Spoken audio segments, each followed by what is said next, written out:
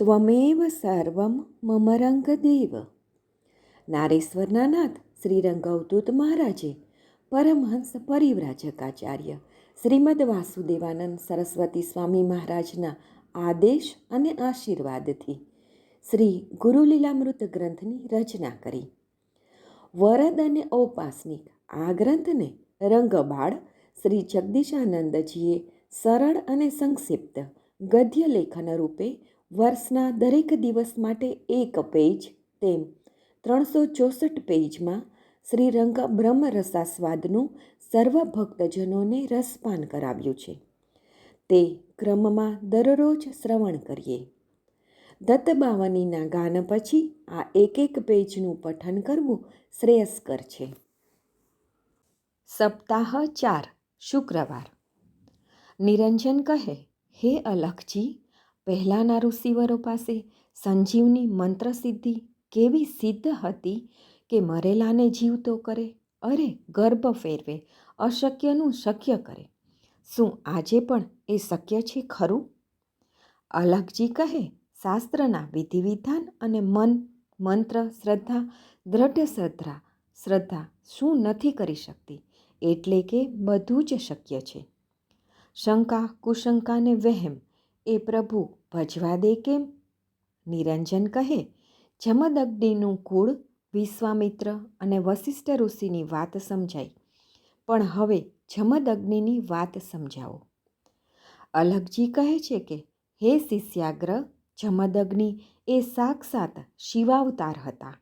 હિમાલયની પુત્રી સ્વયં પાર્વતી જ કર્ણાટકમાં રેણુ રાજાને ત્યાં રેણુકા નામે સુકન્યા થઈને જન્મી હતી. તે શિવજીની પરમ ઉપાસક હતી.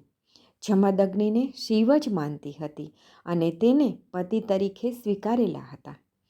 તેના સિદ્ધ નિશ્ચયને જાણીને જ રેણુ રાજાએ જમદગ્નિને બોલાવીને યથાવિધિ લગ્ન સંસ્કાર કરાવ્યા હતા. બંને પરસ્પરે અતિ સાત્વિક દંપતી. દેવગંગા તટે વનમાં આશ્રમ બાંધી જપ તપ સાધન કરતા અને રેણુકા પતિ સેવામાં અખંડ હાજર રહેતી. તેને 5 પુત્રો થયા.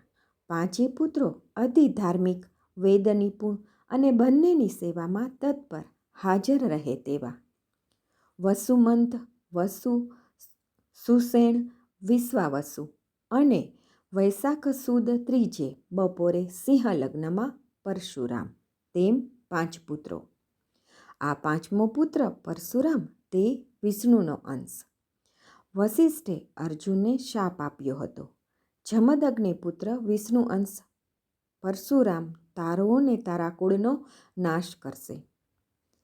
એકવાર રેણુકા ગંગા તીરે સ્નાનાર્થે જતા ગંધર્વાધિપ ચિત્રરથની પોતાની સ્ત્રીઓ સાથેની ક્રીડા જોતા રેણુકાનું મન પણ તે ક્રીડાથી આકર્ષિત થતાં તેમાં એ વિચારથી આસક્ત થતાં વસ્ત્રમાં પાણીનું પોટલું બાંધવાનું જે સત હતું તે નષ્ટ થયું.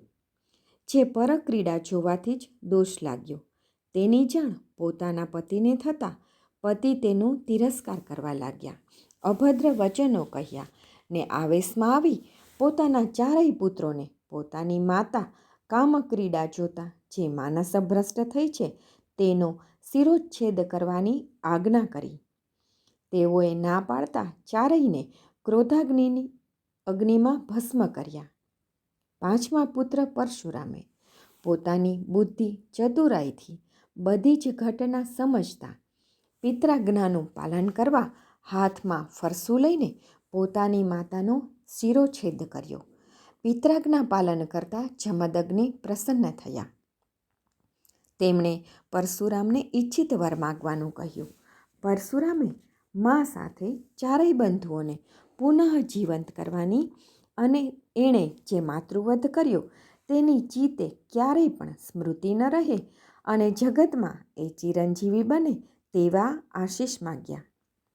જમદગ્નિએ ભાર્ગવરામના વરને સ્વીકારી જે માગ્યું તે પ્રમાણે આપ્યું.